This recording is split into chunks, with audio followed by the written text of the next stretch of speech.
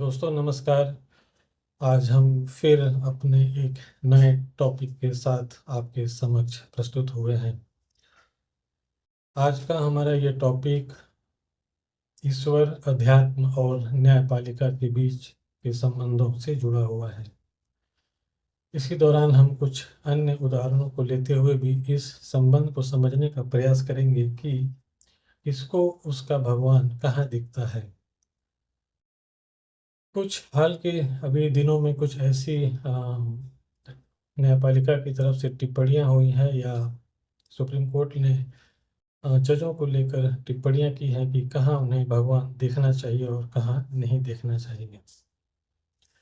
साथ में हम विकास सर के उस केस का भी उदाहरण लेंगे जो अभी अजमेर में चल रहा है।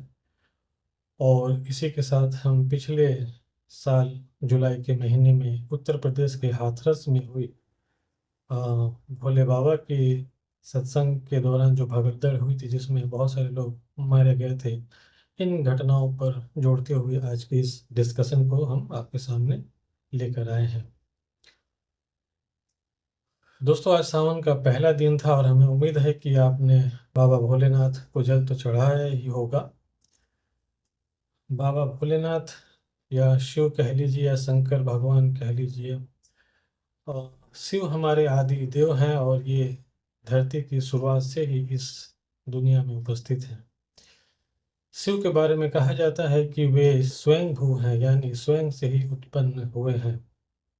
आपको याद होगा कि सतयुग में जब समुद्र मंथन चल रहा था उस समय भी भगवान शिव मौजूद थे और उन्होंने समुद्र के मंथन से जो विष निकला था उसको उन्होंने अपने गले में उतार कर समाज की और देश की और दुनिया की रक्षा की थी।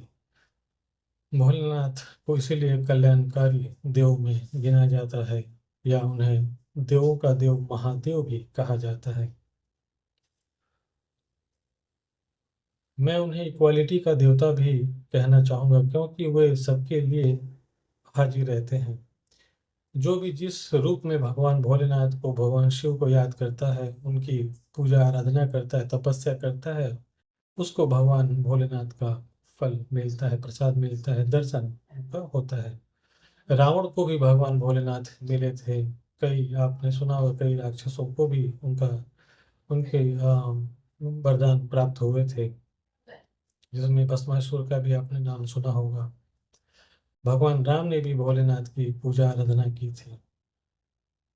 तो आदिदेव महादेव जिनका सावन का महीना शुरू हो गया है, वे सबके देवता हैं और हर व्यक्ति इस समय उनकी पूजा कर रहा है।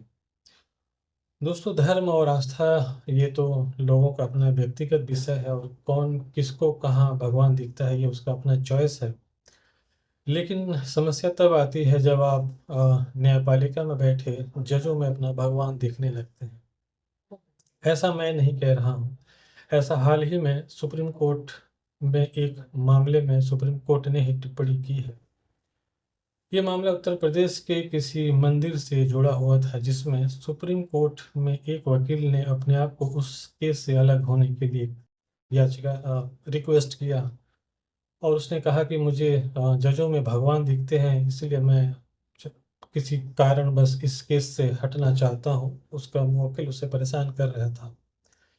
तो सुप्रीम कोर्ट के जज ने कहा कि आप न्याय में भगवान देखिए, ना कि जजों में। इसी तरह की एक टिप्पणी पिछले साल 2024 को कोलकाता के किसी सम्मेलन के उद्घाटन सत्र में भारत के पूर्व chief justice of India DY Chandrachud ने भी कहा था कि जब लोग कहते हैं कि कोर्ट न्याय का मंदिर है और कोर्ट न्याय का मंदिर है तो उन्हें खतरा महसूस होता है। दरअसल कोर्ट न्याय का तो मंदिर है ही, लेकिन अगर जज अपने आप को भगवान मानने लगे तो मामला थोड़ा सा बिगड़ सकता है, ऐसा chief justice of India DY Chandrachud का कहना था। इसी तरह की एक टिप्पणी केरल हाईकोर्ट के जजों ने भी 2023 में की थी। उनका कहना था कि जज भगवान नहीं होते हैं बल्कि वे भी एक पब्लिक सर्वेंट की तरह होते हैं, लोगों की सेवा करते हैं और उनका काम अपने संवैधानिक कर्तव्यों को करना है, संवैधानिक ड्यूटी वे पूरा करते हैं। तो ये तो बातें खैर अलग अलग समय पे जजों को लेकर खुद सुप्रीम कोर्ट के बेंच ने अपनी अपनी राय व्यक्त की है। डीवाई चंद्रचूड़ ने एक बात और भी कहा था कि जब लोग उन्हें लॉर्डशिप या लेडी लॉर्डशिप कहते हैं तो थोड़ी सी उन्हें आपत्ति होती है। कुल मिलाकर उनका यही कहना था कि आपको अगर भगवान देखना है तो न्याय में देखिए, ना कि जजों में। और जज जो है लोगों का वो न्याय प्रदान करते हैं, वे अपने संवैधानिक कर्तव्य को ही करते हैं। खैर ये तो न्यायपालिका की हुई बात, और न्यायपालिका का सम्मान बनाए रखना हम सभी का धर्म है, कर्तव्य है। हमें अपने किसी भी वचन से या एक्सप्रेशन से न्यायिक अवमानना से बचना चाहिए। हमें ऐसा कोई बात नहीं कहना चाहिए जिससे कंटेम्प्ट ऑफ कोर्ट का मामला एराइज होता हो। दरअसल ऐसे ही एक मामले में दृष्टि आईएएस संस्थान के प्रमुख श्री विकास दिव्य कीर्ति सर का मामला इस समय चर्चा में चल रहा है। सर का मामला राजस्थान के अजमेर कोर्ट में चल रहा है। ये मामला कुछ इस तरह का है कि सर ने अपने किसी एक वीडियो में जजेस और आईएएस की तुलना की है, और उसका टॉपिक ये था कि जजेस बनाम आईएएस या आईएएस बनाम जजेस, इनमें से कौन ज़्यादा पावरफुल होता है। सर हो सकता है पढ़ाते वक्त उन्होंने एक जनरल कमेंट की तरह तुलना में ये बातें कही हो, जिसको आधार बनाकर अजमेर के एक वकील ने वहाँ सेशन न्यायालय में डिस्ट्रिक्ट कोर्ट में याचिका दायर की है कि विकास दिव्य कीर्ति सर का जो बयान है वो न्यायिक गरिमा को नीचा करता है, या न्यायपालिका की छवि और जजों की छवि को नीचा दिखाने का काम करता है।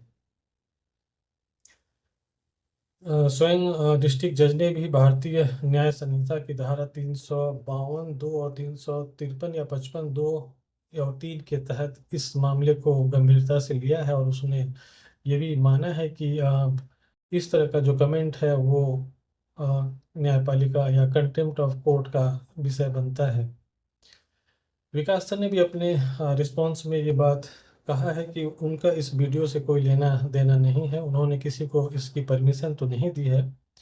हालांकि उनका कहना है कि जो बातें उन्होंने कही है वो संविधान के अनुच्छेद 19(1) के तहत फ्रीडम ऑफ एक्सप्रेशन का विषय है, और ये अधिकार उनको संविधान की तरफ से मिला हुआ ये एक मौलिक अधिकार है।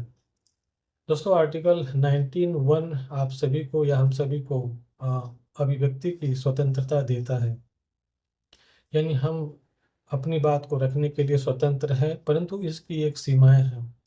यदि हमारी बातों से न्यायपालिका का अपमान होता है, न्याय संस्थाओं का गरिमा का हनन होता है, या किसी फॉरेन कंट्री के रिलेशंस में प्रभावित करता है, या पब्लिक ऑर्डर को ये किसी तरह से प्रभावित करता है, तो ऐसे फ्रीडम एक्सप्रेशन पर रोक लगाई जा सकती है। ये भी प्रावधान संविधान के ही दायरे में है या संविधान में बताया गया है। तो कुल मिलाकर न्यायपालिका का सम्मान एक इम्पोर्टेंट विषय है जिसे हमें बनाए रखना चाहिए। जहाँ तक हमारी बात भगवान को मानने को लेकर हो रही थी, तो ये धर्म भी मौलिक अधिकार ही है कि आप किसे अपना भगवान माने, किसको अपना गुरु माने। लेकिन दोस्तों, कुछ ऐसी घटनाएं हुई हैं जो बहुत ही गंभीर संकेत देती हैं कि कई बार इस तरह से ब्लाइंडली कहीं भी आस्था के आगे नतमस्तक होना बड़ा भयावह परिणाम सामने लेकर आता है। आपको याद होगा पिछले साल इसी जुलाई के महीने में 2 जुलाई को उत्तर प्रदेश के हाथरस जिले के फुलरई मुगलगढ़ी गांव में एक बाबा जिनका नाम सूरजपाल या नारायण हरि साकार ऐसा ही कुछ है, भोले बाबा है, उनका सत्संग का कार्यक्रम चल रहा था।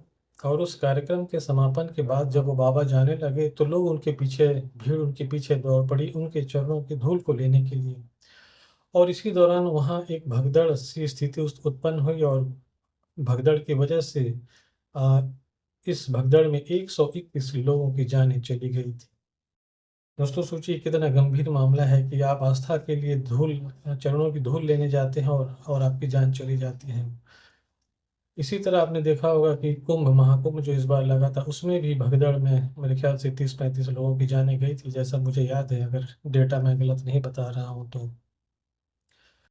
कहने का तात्पर्य ये है कि आप स्वतंत्र हैं, किसी भी अपना गुरु बनाएं, किसी का भी सत्संग में जाएं या जो भी करें, लेकिन कहीं ना कहीं थोड़ी सतर्कता, थोड़ी सावधानी भी बहुत ज़रूरी है। मैं तो कहता हूँ कि अगर आप अपने अंदर ही ईश्वर को ढूंढेंगे तो सबसे ज़्यादा सुकून और शांति मिलेगी। और मैं ही नहीं, कबीरदास का ये दोहा भी इसी बात को बयां करता है कि कस्तूरी कुंडल बसे मृग ढूंढे बन माही, ऐसे ही घट घट राम हैं दुनिया देखत नाही। तो दोस्तों, ईश्वर हम सब के घट में विराजमान है, बस हमें ढूंढने की आवश्यकता है, उसको समझने की और देखने की आवश्यकता है। हम क्यों अपना जान जोखिम में डालें, किसी ऐसे कार्यक्रम में जाए जहां बहुत लाखों की संख्या में लोग आते हैं। घर पे बैठ के भी आस्था का जल आप अर्पित कर सकते हैं। कुल मिलाकर हमारा ये टॉपिक इन्हीं विषयों को लेकर था।